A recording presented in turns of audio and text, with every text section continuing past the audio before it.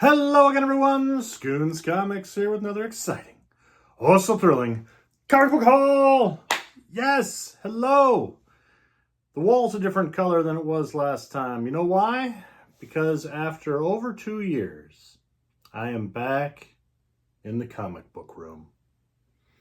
My daughter has moved out. She's living with her boyfriend. So her room has once again returned to the comic book kingdom.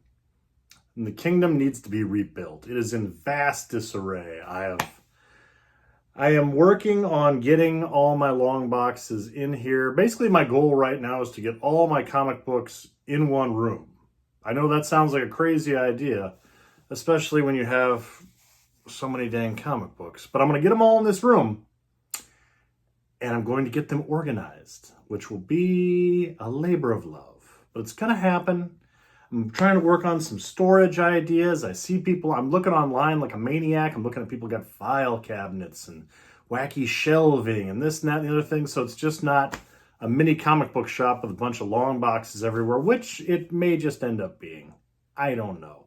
But I'm back. I'm in. I have my own little space. It's glorious. I'm looking around. There are things around me, I assure you, but it's a complete and utter mess. So we're going to get there. We're going to get there. But I realized, man, I haven't made a video and I don't have much to show because, again, chaos. I actually had a few books and I don't know where they are right now because I was moving everything around. I don't know. They're somewhere. They'll be unearthed. So I'm going to show a little baby stack of comics and a couple of non-comic things, and we'll just talk for a minute, all right? We'll just talk. So, half-price books. Oh, how I love / hate half-price books. They had a few things lately. Well, not lately. I got a few things since the last video. And even though I've said in previous videos, I'm trying to buy more quality over quantity. I don't know. I don't know what's going to happen because I just can't stop buying stuff that looks fun. And comics are fun. Here you go.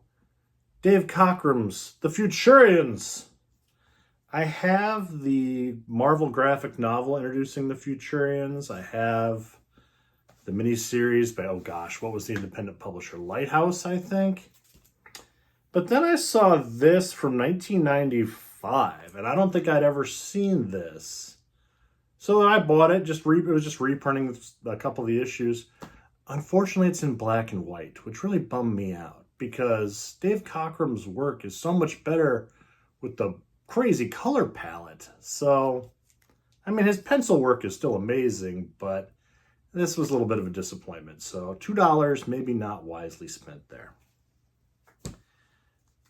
I picked this up. You know, sometimes, here's what happened. Here's the problem. I watched a ton of YouTube videos on people going to Heroes Con in Charlotte, North Carolina. I've never been, but I'm super jealous of all the people that went there. I found a bunch of new creators online. I enjoyed Nate at Hollywood Comics and Lettuce Comics and SideQuest Comics and 35 Cent Comics, all these great channels showing this con with great videos. Check them out. That's great content. Those guys are really fun. But they were finding a lot of books that were just wacky and fun. So I got kind of jealous of that. And I ended up at my local comic shop and half-price books. And I'm just like, I have to buy something. I haven't bought anything in forever. I'm jonesing. I need something. So I found Daniel Warren Johnson's Transformers #1, the 8th printing. I love this series. I have the first print of this, one of the various variant covers, but it was $2, and I had a brief thought of like, well, if I find all these in like the cheap bins, maybe I'll get all the printings because I'm crazy. Will I keep this? I don't know. Will this end up going to like the neighbor kid or some Halloween or something to give to people? I don't know, but I bought it. The series is amazing by Daniel Warren Johnson. We'll talk about him more in a second. I picked this up because I had a copy before and I sold it, and I'm sure this is probably only worth like $5 now. but I enjoyed these books for all their faults. Dark Knight's Batman, The Red Death. Yeah, this is that death metal series at DC that Scott Snyder did. Hit or miss. But I enjoyed this book, and this was a hot key for a minute there. So for $2, I picked it back up, and it's back in the personal collection. I couldn't resist this. Justice League Adventures #1 from 2002 with this gorgeous Bruce Timm and Alex Ross cover. This is what I mean. Like, is this a key comic? Not really. Is it just, did I look at it in the long box and go, ooh? Yes, I did. And then what happens is sometimes you got to clean out the boxes and make some room, and then you just buy more stuff. But it's fun. It made me happy, so I bought it. Don't judge me, judgers. It wouldn't be a Scoons Comics haul without a DC Universe logo variant. And I love when these pop up at half-price books because there's no rhyme or reason to it. Supergirl #4, DCU logo variant. Focus. Kinda, maybe. Yeah, a random DCU book that they had. I have this book already. This is kind of popular in the eBay community. So, well, $2. Always glad to add an extra to my collection. Trade bait for somebody. And then, here's...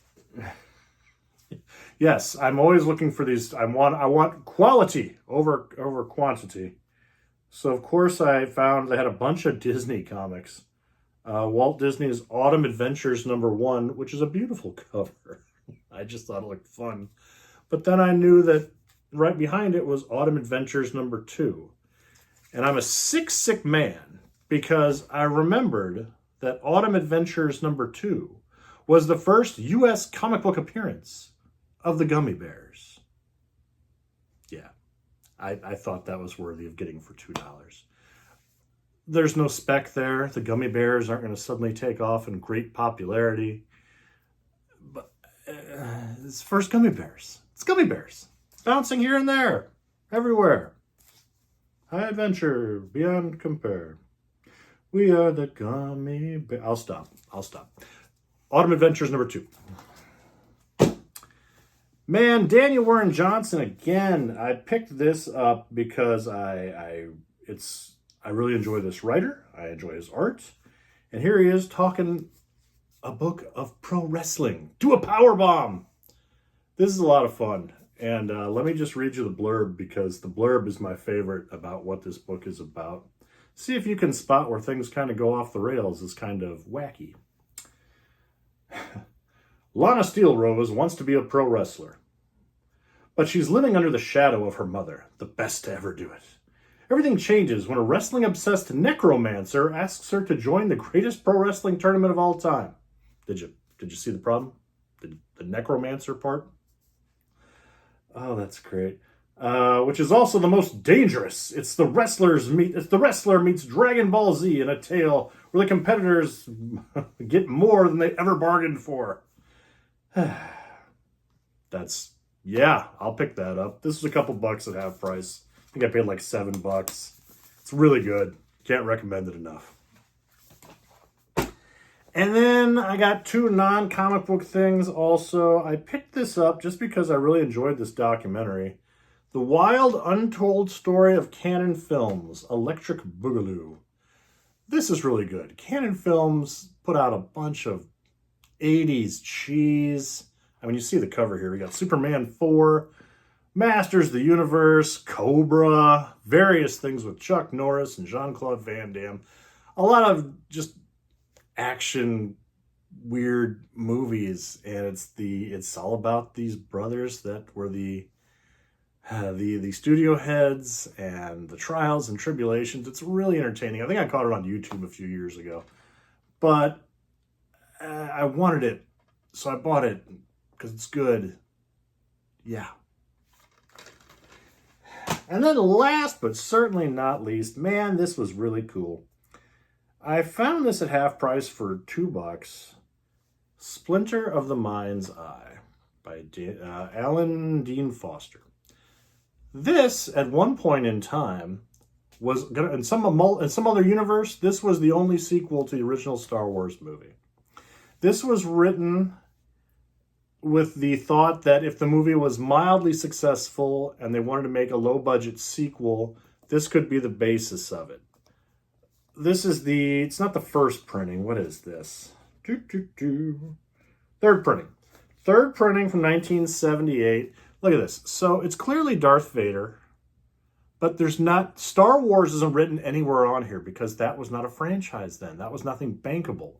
So it's just Splinter of the Mind's Eye from the further adventures of Luke Skywalker based on the characters and situations created by George Lucas. That's awesome. So I've seen this in more recent versions where Star Wars is splattered all across the cover here, but to find one where Star Wars isn't even mentioned in a piece of Star Wars merchandise, IP, that's really nifty to me. Yeah, that's pretty cool. So I'm glad to have this. I just got to read it. But you know, cool thing. I like having wacky things like this. It made me happy. Yeah. And it's even more happy to be living in the comic book room. Hooray! All right, folks, that's it for this time. I've got a couple of comic shows coming up. I got one coming in 2 weeks I'm excited about. And then I got Fan Expo Chicago coming in mid-August. So we shall see what we can find there. But I will be back hopefully sooner than later. Take care.